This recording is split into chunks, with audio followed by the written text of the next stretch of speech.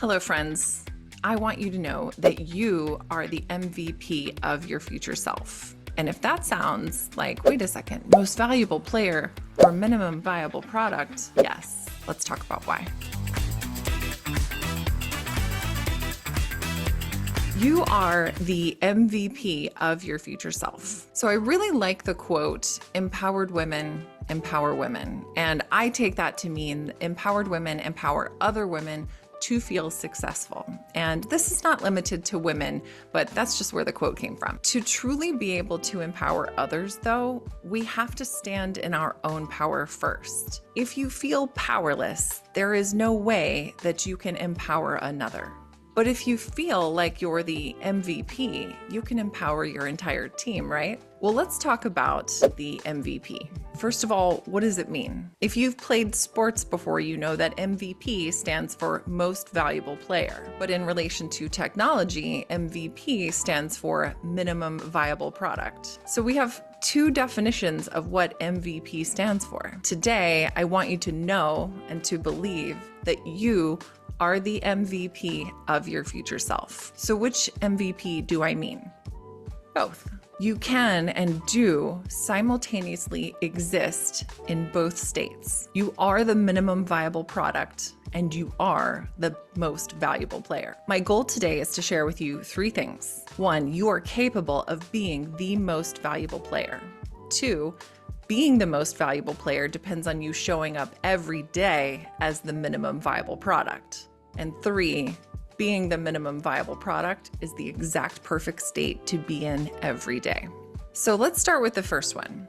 I said you are capable of being the most valuable player. What does that look like? Well, here's the thing. I didn't play sports much as a kid. I'm more of a go team, do the thing with the ball kind of person. But I'm from the South, so I am fairly familiar with, the sports. I've never sunk a three-pointer at the buzzer. I've never kicked a game-winning field goal with 2 seconds left on the clock. I have never knocked it out of the park with the bases loaded in the bottom of the ninth inning, the last inning, the important inning. When I describe these most valuable player MVP moments, do you know what they all have in common? Well, each MVP moment lasts for just a few seconds, maybe a few minutes. It's a really narrow band of time that they exist in. You have the ability to be the most valuable player, but recognize that it may not be what you think it is. The most valuable player, the MVP moment, is really small. It's just a moment. It's a moment when you actually have the smallest potential for improvement. The real MVP, most valuable player moment is going to be different for everyone. But you,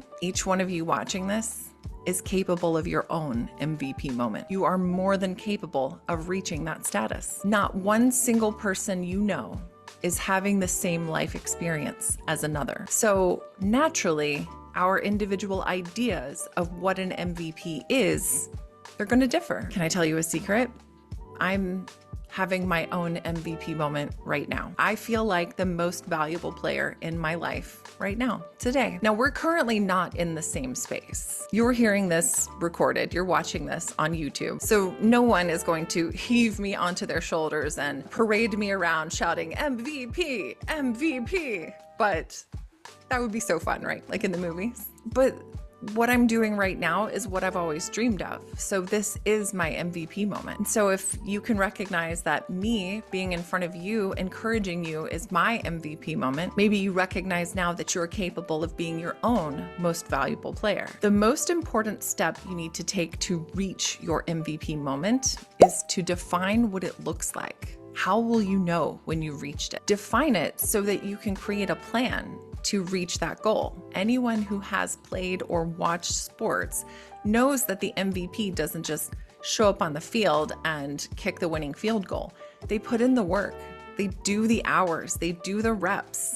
They show up for themselves and for their team every single day. That's the only thing that makes it possible. Showing up and taking steps towards becoming the MVP. A lot of folks have a plan. It's not like LeBron's out here.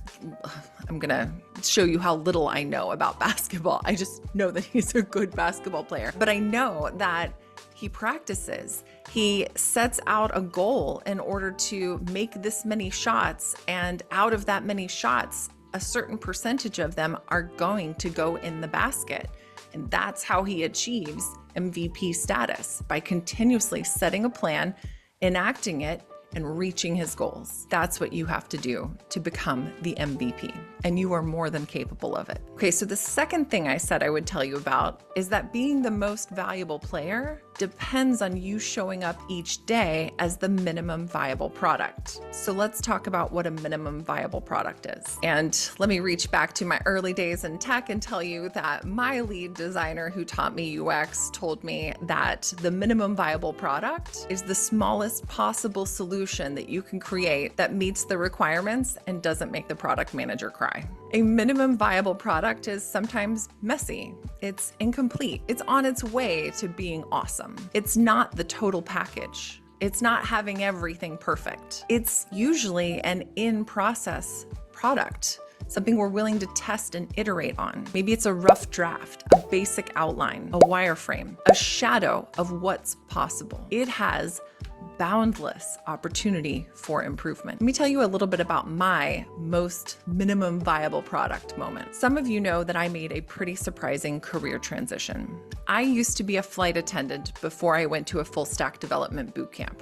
And I was having a great time as a flight attendant for the first 5 years. It was really awesome. I went to 46 different countries. At one time, I had at least a couple of words or phrases in about 20 different languages. I filled an entire passport with visas and stamps, but I also lived in a 2-bedroom apartment in New York with 11 other flight attendants for just $250 a month. It was a crash pad. None of us, thankfully, was ever there for more than a few days at a time, just long enough to rest and repack between trips, but it got pretty cramped. In my 5th year as a flight attendant, I moved to Portland, Oregon, and started to put down some roots. It was then that the more negative aspects of being a flight attendant, being constantly on the go and constantly expected to be on call, started to surface. Rent is way more expensive when you're not splitting it 12 different ways, and commuting to New York got pretty difficult. I started to have less control over my schedule. I started to want more time off. I started to feel anxious every time it came time for me to get in the car and head to the airport. That triggered some really negative feelings.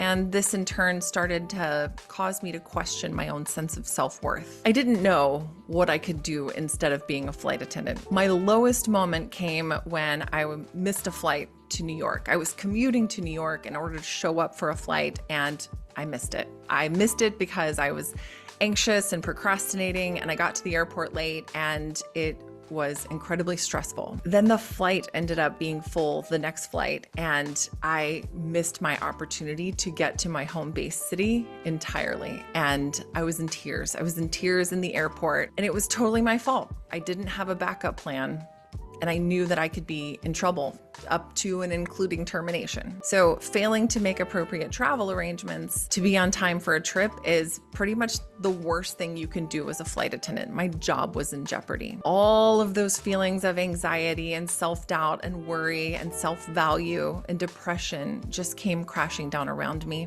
I cried all the way down the highway. If you know Portland, you know I cried all the way down 84 and then all the way down 26 out to Beaverton, Oregon, where I lived. I cried all the way home, and then I got in the bathtub, and then I cried some more. Now, what you may not know is that every major base for every airline has flight attendants on standby. There are on-call flight attendants literally at every hour of the day. Me missing that flight did not impair or interrupt operations for the airline at all. The FAA mandated minimum number of warm bodies was in fact on the flight. But that knowledge actually made me feel worse. It made me realize they didn't need me. It wasn't me that brought value. I was just another person who could serve Diet Coke and peanuts on the flight. So after I cried myself out in the tub, I realized that it was time to figure out who I really wanted to be if I wanted to make an impact on the world and bring what I see as value. Now, that's not meant to devalue anybody who loves being a flight attendant.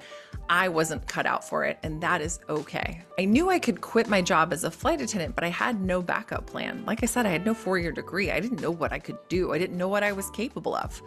I've tried college several times. The first times didn't go great. I failed out because I wasn't showing up for class. I was not mature enough to handle my schedule. I wasn't responsible enough to get myself places on time. I mean, granted, I had just turned 18 the day before I showed up for college the first time, so maybe we've got some immaturity levels in there. That's fine. But failing out a semester after starting made me feel like a failure. And trying it a few different times through community college and various places also didn't make me feel really successful. It was at this point in time that I felt really limited. I felt crushed. I felt small, and I felt like I didn't show up for myself. I internalized those feelings of limitations. At that moment in my life, crying in the bathtub, I felt like I saw nothing around me but boundaries and darkness. My partner at the time suggested that I try coding, go to a boot camp, skip school entirely, and just get the skills that I need to do a job. I was not actually convinced that I could do it. Not doing well in college made me feel like I wasn't smart enough, and I wasn't super great at math and science in school anyway. So I felt like I'm probably not going to be smart enough to do this. But I started with the HTML module on Codecademy. I learned the basics. I got the dopamine hits from completing small tasks. It made me feel suddenly quite capable of doing things that were for smart people. It made me feel like I had a possible career in front of me. From there, I did the CSS module and the JavaScript module. And after JavaScript came jQuery. And if you've ever touched just like vanilla jQuery, there is, as a new coder, there is nothing more delightful than being able to create something that you can interact with, like hovering on the mouse. I made a bubble grow and change color. I made it turn from a circle into a square. I felt like I had learned a bag of wizard tricks. Like, it was really cool. I felt empowered with new skills, with new knowledge. I applied to attend Epicodus, a local code school here in Portland. And when Epicodus accepted me, I suddenly felt like dawn was breaking, like the sun was starting to shine over the curvature of the earth, and there's suddenly possibility and growth in front of me. The world opened up. It became a world where I could grow my skills and get a better job, a world where I could make more money and have more impact, a world where I could feel my own sense of worth. I knew then that I could do anything and be anything. I had already proved it to myself. But actually, Epicodus was the opportunity I took to change my life. Epicodus was a resource. It wasn't doing the work for me. I made that possible. Epicodus is where I showed up every day as the minimum viable product, ready to learn, ready to iterate, ready to grow, okay with being messy and unfinished. Since Epicodus, I've gotten the opportunity to work with some amazing companies. I've demonstrated my worth. I've shown that I have value and I can bring value to a business. I've even built and sold my own company since then. I just wanted to see if I could. And now I love focusing on helping people in tech reach their next level of success. I am a very long way from the sad, crying flight attendant who felt she didn't have any worth outside serving Coke and peanuts. What you should take away from this is that you are only limited if you believe you are, and that showing up as the minimum viable product, ready to iterate, to learn, to grow, knowing that it's okay to be messy and unfinished, is the right place to be every single day. Becoming the most valuable player depends on you showing up every day as the minimum viable product. And I said earlier that being the minimum viable product is the exact perfect state to be in every day. I believe that. Being the most valuable player feels so good. It feels so good.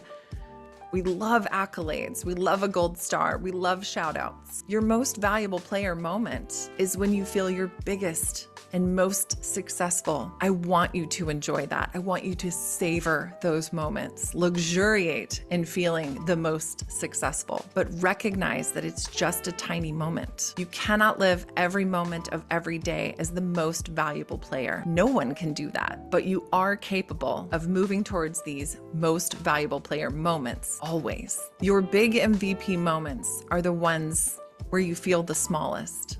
When you feel like you're the minimum viable product, you must realize that it's at this moment you have the most growth potential. It's at that moment that you truly are the MVP of your future self. I hope you've enjoyed today's talk. I genuinely appreciate you for being here, and I hope that this resonates with you. I hope this makes you feel that you are in the right place, doing the right thing, showing up every day to learn, to grow, and to improve. If no one else has told you yet today, I love you, I'm proud of you, and I cannot wait to celebrate your success.